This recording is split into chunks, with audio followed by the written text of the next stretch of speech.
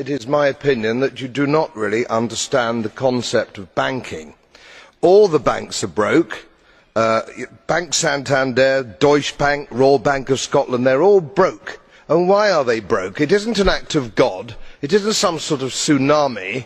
They are broke because we have a system called fractional reserve banking, which means that banks can lend money that they do not actually have.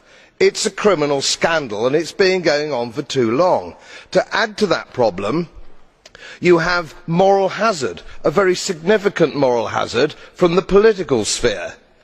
And most of the problem starts in politics and central banks, which are part of the same political system.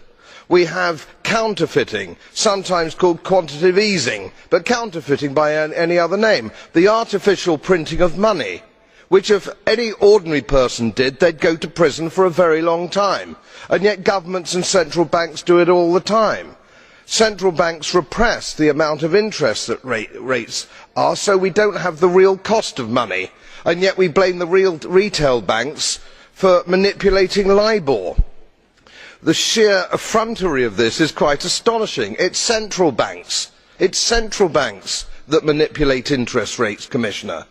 And plus, underneath all this, we talk loosely, in a rather cavalier fashion, do we not, about deposit guarantees. So when banks go broke through their own incompetence and chicanery, the taxpayer picks up the tab. It is theft from the taxpayer.